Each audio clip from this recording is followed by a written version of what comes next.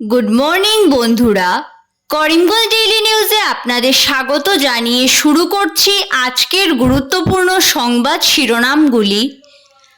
আজ রাজ্যে অনুষ্ঠিত হতে চলেছে দ্বিতীয় দফার চাকরি পরীক্ষা।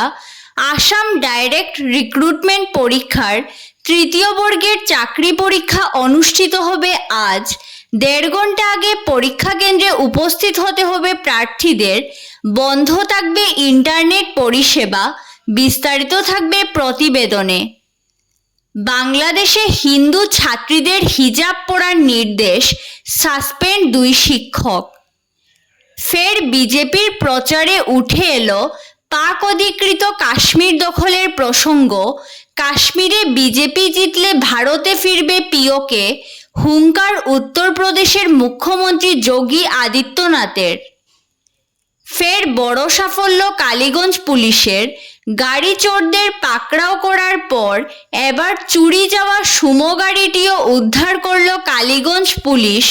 আটক করা হলো একজনকে। অসমের নাগরিকদের বিভাজনের চেষ্টা করা হচ্ছে, রাজ্য সরকারের বিরুদ্ধে গুরুতর অভিযোগ মৌলানা বদরুদ্দিন আজমলের। এডিআরই দ্বিতীয় দফার পরীক্ষার্থীদের জন্য রবিবার হাইলাকান্দি থেকে ট্রেন এবং বাস পরিষেবা। পরীক্ষার্থীদের জন্য বিশেষ নির্দেশাবলী ঘোষণা প্রশাসনের। করিমগঞ্জে পরীক্ষা কেন্দ্রের আশপাশ এলাকার বাজার বন্ধ থাকার নির্দেশ। করিমগঞ্জ শহরে সড়ক সংস্কারের কাজের মান নিয়ে প্রশ্ন তুললেন জেলা কংগ্রেস সভাপতি রজত চক্রবর্তী। নীলমণি রোডের নালার প্রস্থ বৃদ্ধির দাবি জনগণের। বিস্তারিত প্রতিবেদনে যাওয়ার আগে প্রত্যেক দিনের গুরুত্বপূর্ণ খবর পেতে অবশ্যই ভিডিওটিতে একটি লাইক করে ইউটিউব চ্যানেলটি সাবস্ক্রাইব করে পাশের বেল আইকনটি বাজিয়ে রাখবেন এবং ফেসবুক পেজটি ফলো করে ভিডিওটি শেয়ার করবেন। এবার সংবাদ শিরোনামগুলোর বিস্তারিত হলো। তৃতীয় শ্রেণীর পদের জন্য আজ রাজ্যে অনুষ্ঠিত হবে অসম ডাইরেক্ট রিক্রুটমেন্ট এক্সামিনেশন। এই নিয়োগ পরীক্ষাকে কেন্দ্র করে ব্যাপক নিরাপত্তা ব্যবস্থা গড়ে তোলার পাশাপাশি পরীক্ষা কেন্দ্রে প্রার্থীদের প্রবেশ ও চলাফেরায় কড়া নিয়মকানুন জারি করা হয়েছে। এই পরীক্ষাকে কেন্দ্র করে নতুন এসওপিও জারি করা হয়েছে। এমনকি সুরক্ষার স্বার্থে বন্ধ করে দেওয়া হয় ইন্টারনেট পরিষেবাও। আজকের পরীক্ষার জন্য যে নীতি নির্দেশিকা জারি করা হয়েছে এতে পরীক্ষার্থীদের নির্ধারিত সময়ের 1.5 ঘন্টা আগে পরীক্ষা কেন্দ্রে উপস্থিত হওয়ার নির্দেশ দেওয়া হয়েছে।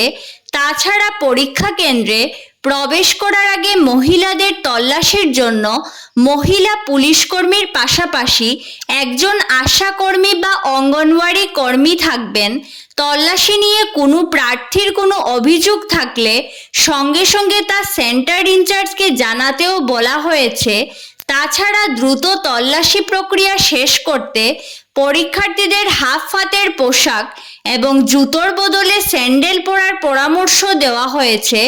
নির্দেশে বলা হয়েছে পরীক্ষার্থীরা পরীক্ষা কেন্দ্রে স্বচ্ছ বোতলে জল নিয়ে প্রবেশ করতে পারবেন, তবে এতে কোনো লেবেল বা স্টিকার থাকতে পারবে না।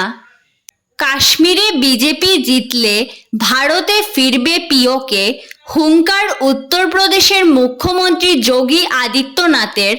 ফের বিজেপির প্রচারে উঠে এলো পাকিস্তান অধিকৃত কাশ্মীর দখলের প্রসঙ্গ।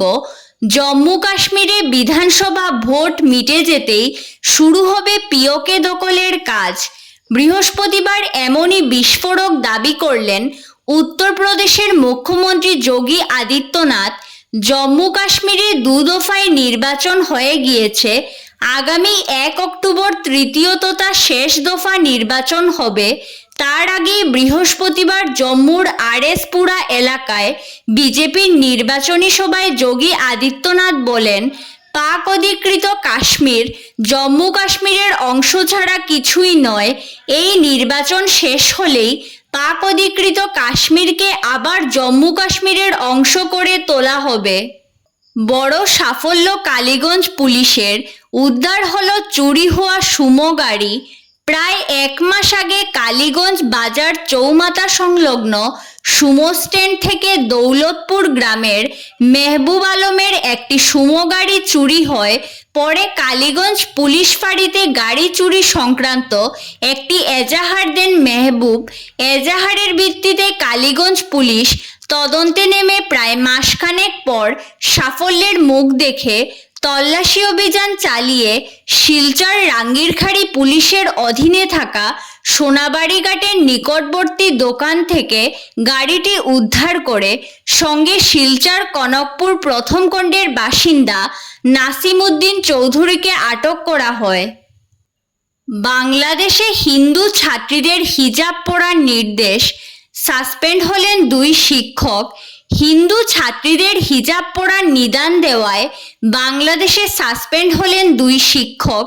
ওই 2 শিক্ষককে শোকজ করেছে বাংলাদেশ শিক্ষা দফতর। 10 দিনের মধ্যে তাদের জবাব দিতে বলা হয়েছে। ঘটনাটি ঘটেছে বাংলাদেশের রংপুর জেলার মোসলেম উদ্দিন উচ্চ বিদ্যালয়ে।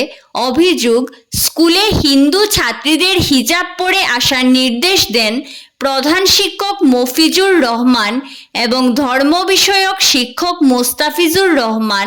স্কুলের প্রার্থনা চলাকালীন ওই নির্দেশ দেওয়া হয়। এই নির্দেশের পর স্কুলের ভিতরেই হিন্দু ছাত্রছাত্রীরা বিক্ষোভ দেখাতে শুরু করে। ঘটনা জানাজানি হতেই ব্যাপক উত্তেজনা ছড়ায় এলাকায়। অভিভাবকরা স্কুলে পৌঁছে ছাত্রছাত্রীদের শান্ত করেন এবং কর্তৃপক্ষের সঙ্গে কথা বলে পরিস্থিতি নিয়ন্ত্রণে আনেন। বিপ্লব কুমার শর্মা কমিটির সুপারিশ কার্যকরী করতে গিয়ে অসমে বিভিন্ন শ্রেণীর নাগরিক সৃষ্টি করতে চাইছে সরকার। শুক্রবার রাজ্য সরকারের বিরুদ্ধে এই গুরুতর অভিযোগ এনেছেন বদরুদ্দিন আজমল।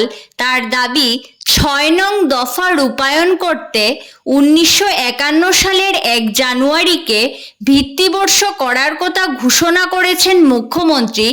এর মাধ্যমে 1951 সালের 1 মার্চকে ভিত্তিবর্ষ করে প্রস্তুত করা 1951 সালের নাগরিকপঞ্জিকেও নস্যাৎ করা হচ্ছে। মুখ্যমন্ত্রী ইতিমধ্যেই ঘোষণা করেছেন 6 নং দফা রূপায়ণ করবে সরকার। বিপ্লব কুমার শর্মা কমিটির রিপোর্টে থাকা 66টি সুপারিশের মধ্যে 52টি কার্যকরী করা হবে। ধন্যবাদ সবাইকে। আরও নতুন নতুন খবর পেতে করিমুল ডেইলি নিউজ পেজটিকে ফলো করে সঙ্গে থাকুন।